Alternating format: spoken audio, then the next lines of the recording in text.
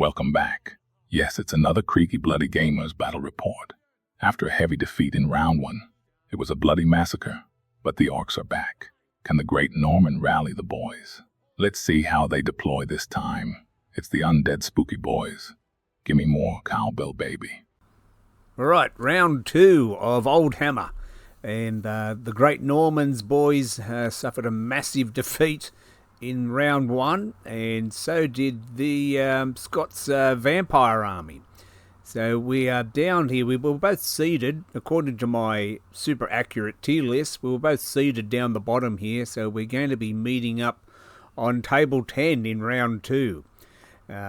So in round 1, I was soundly defeated by the Bretonnian exiles, and the undead were soundly defeated by the Dark Elf Dragon. So I tipped those two armies to be up the top, and they finished pretty much close to those positions. So anyway, on to our armies. You've seen my army last battle report, and I've got a video up somewhere where you can see my army in more detail. But looking at the undead, I thought it was a pretty good undead army, similar to mine. Very fair undead army, none of this spamming screams and so on. That's my undead army on the right hand side there. You can see I've got some blood knights now. I've got a couple of units of blood knights which I need to get the undead out again, do some more experimenting with them.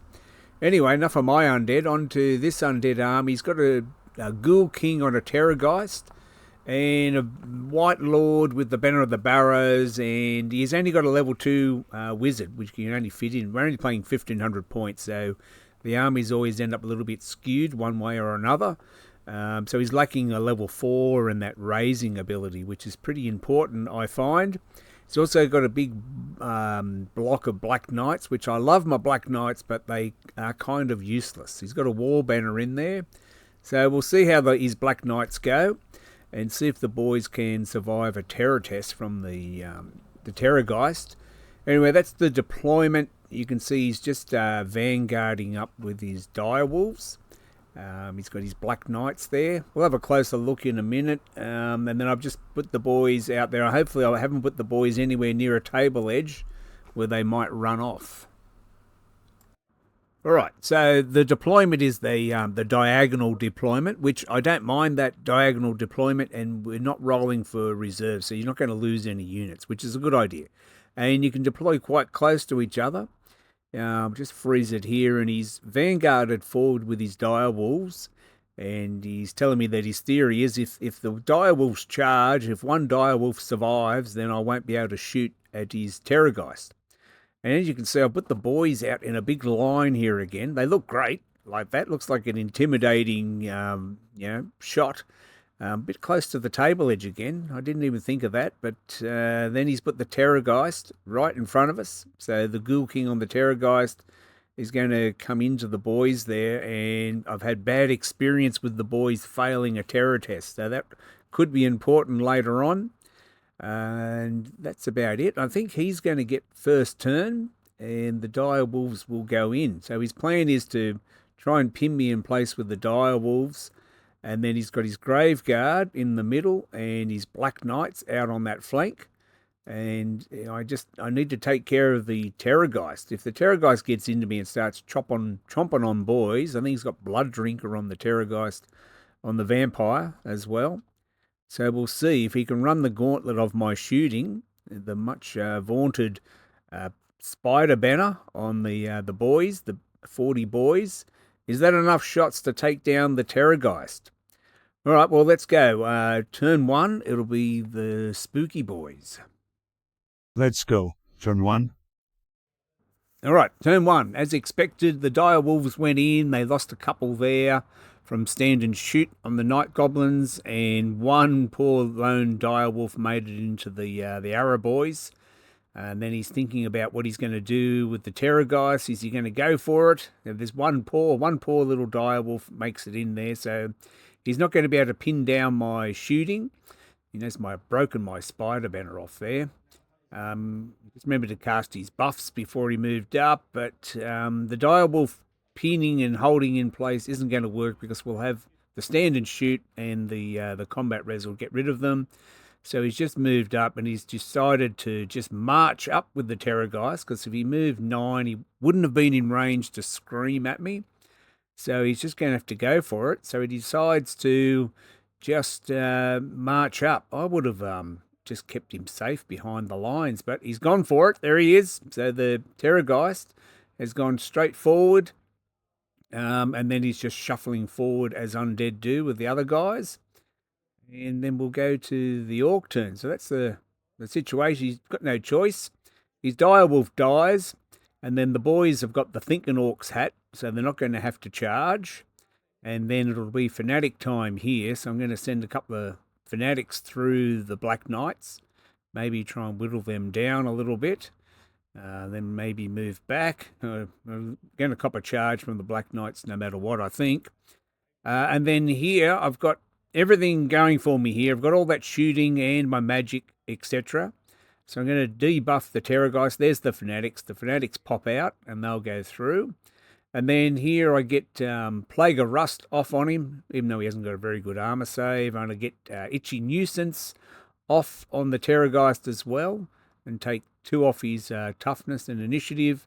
And then I buff the boys with Earthen Ramparts. So I've done everything I could. He hasn't got much magic defense, and I think he's level 2 Necromancer is way over with the Graveguard, I think. So he's got no defense here. And so the boys will have to try and shoot him down. But after all that debuffing, etc., and I think Ruby Ring of Ruin on him and so on, I do a lot of damage to the Terrorgeist with my magic. And then the boys open up with their poison shots, and then the Night Goblins behind have a shot, and I don't think my shooting does anything. So he's still got a couple of wounds left, I think, and he's going to be too close to me to stand and shoot. So it looks like the Terrorgeist will be charging in on turn 2. But yeah, I did everything I could, and I still couldn't bring it down. I can see, I've only got 40 poison shots, and I think I just kept failing to wound. Didn't roll many poisons, and he regened a few, I think. Anyway, the Terrorgeist survives my onslaught. Everything I could do, there was the perfect storm of magic and shooting, and we still couldn't take him down. So we've got a very nervous terror test coming up. Turn 2. Okay, turn 2. So the Terrorgeist is going to charge the boys there, and the Black Knights. I put a couple of Fanatics through him and killed a couple, but he's just going to raise them back up at the start of his turn. So that was a waste of Fanatics. They killed 3. I think one Fanatic strangled himself. And then the big thing here is if the Terrorgeist charges the boys, I've got no way. They're not veterans or anything. And so it's the terror test. So I do a very, very nervous roll, and the boys pass their terror test. So that was pretty lucky. Leadership 8 with the Great Norman nearby, but no reroll on that. But I passed the terror test. If they'd failed that, it would have been a very different battle. So it all came down to this dice roll. So the Terrorgeist goes in. I'm too close to stand and shoot, but I do have Night Goblins behind them, and I'm going to pop the Fanatics out, and the Fanatics are going to go through. I didn't get any of this on film, though, but the Terrorgeist goes in, and then I pop Fanatics out, and the Fanatics go through the Terrorgeist. So before he came in, I just put the Fanatics in front, and I needed all 3 Fanatics, and they all went through. They went through my Orcs and the Terrorgeist and got rid of him. And then the Black Knights are going into my Night Goblins there. Yeah, so there's my 3 Fanatics, and I needed all 3. If I didn't get all 3, it was the last one that finished off the Terrorgeist. So if that Terrorgeist got in there with his Blood Drinker blade, I might have been in a bit more trouble. And also, I've passed that terror test. That was the thing I was worried about, because I've had that happen to me a couple of times. They've failed terror and just run off. So only leadership 8. Yeah, Warband. Oh, he wasn't in the unit, I don't think. So anyway, it was a leadership 8 test, I think, and they passed. No more running, now we turn and fight. And then the Fanatics came to the rescue. So a bit of luck, we've got rid of the Terrorgeist, and then now the Black Knights are into my Night Goblins. So Black Knights should enjoy fighting Night Goblins. They'll be hitting on 3s. And they're going to make short work of the Night Goblins. I mean, he does roll pretty bad, but even with the bad rolling, the Night Goblins are going to break. So there they are. So I think there was a challenge. I lost the challenge, lost the champion. Night Goblin champions don't last very long. And then you can see now there's no Night Goblins there, but you can see I'm poised here now. The Night Goblins actually ran off the table. They ran 11 inches or something off the table. So I got the Chariot and the Mighty Squig Hoppers. So can they get stuck into the Black Knights? Spoiler alert here, the Chariot fails its fear test. Useless bloody thing. Only leadership 7, or leadership 8. Great Norman's there, but he failed his fear test. So into the Orcs turn 2. So the Terrorgeist is gone. The Chariot fails its fear test, but the Mighty Squig Hoppers make it in. So the Magnificent 8, or the Hateful 8 they are in this game. So we'll see if they can do better. They did nothing against the Bretonnians. They got the Bretonnian BSB in their sights, but he just beat them up. But against the Black Knights, I think we maybe got a debuff on them or something as well. Maybe I might have got Plague of Rust off on them. Anyway, so the Squig Hoppers, they get stuck into the Black Knights and they do very, very well. They wipe most of them out. And I think at the end of the combat, there's only the Black Knight champion left alive. So a great game for the Squig Hoppers. And we're just working out the combat res there. He's got Indomitable, etc. But at the end of the combat, there's only, look, they're all crumbling. And the only one left is the champion. He's always the last one to die. So the Squig Hoppers have redeemed themselves. All right, so a good round for the boys. The undead are starting to crumble a bit here. Right, well, we get into turn 3, and he's only got the Black Knight champion left. And I think he goes to, in turn 3, tries to raise, but I think he's out of range to raise or he fails the test, so he doesn't raise any Black Knights back. Could have been interesting if he could have raised a few of the Black Knights back and killed off the Squig Hoppers.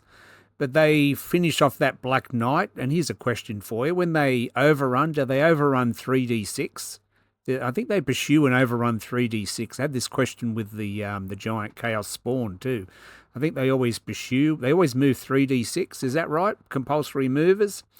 Anyway, so once the Black Knights are gone, he's just got the Graveguard in the middle, and I have magic superiority, so I'm able to like travel mystical pathway around him, and I just start popping shots into the Graveguard, and we're going to whittle them down as well. So it's pretty much it. You know, he's lost his 2 key pieces, and then, we just sort of talk out the last couple of turns, I think, because it's evident that the Orcs and Goblins don't want to fight the Graveguard, and we've got enough manoeuvring so we can just stay out of combat with them. That's the problem with 1,500 points. Once you lose a couple of key pieces, it's pretty much game over. And then the other guy, it's like a reverse of my last game. I'm mopping up this time with my Araboys and so on, and magic missiles, etc. So we decided to just call it quits and just talk out the last turn. I think we go into turn 4 and then 5, etc. But I'm able to avoid the Graveguard, and the Chariot doesn't do anything again. The Squig Hoppers, man of the match there. The Squig Hoppers taking out the Black Knights single-handedly into the flank. So they can do good things. I'm looking forward to getting back to 2,000 points with the boys. There's the Great Norman out the front, inspiring the lads to rain down death upon the undead there. So he's done pretty well, the Great Norman, this game.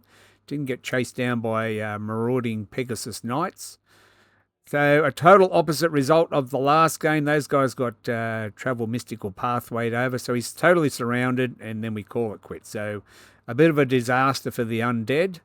The only thing he could have done was been a bit more cagey with the Terrorgeist and came up behind the woods, avoided my shooting and gone into a flank or something. And if I had failed that terror test early on, it would have been very different. Unless the Fanatics might have still done it, but he might have redirected onto the Night Goblins and then they fail their terror test. I've had that before as well. So a good result for the boys on the bottom table. So next round we'll be up in the mid-table somewhere. I think we're playing Tomb Kings in round 3, the mortuary cult.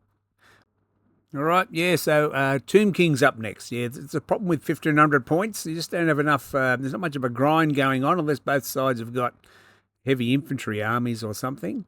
So once you lose a couple of key pieces, it's all over. All right, we'll see you next time. Stay tuned for the next one. Okay, bye for now. Thanks for watching another Creaky Gamers production. We hope it wasn't too bad. This show is awful. Terrible. Disgusting. See you next week. Of course.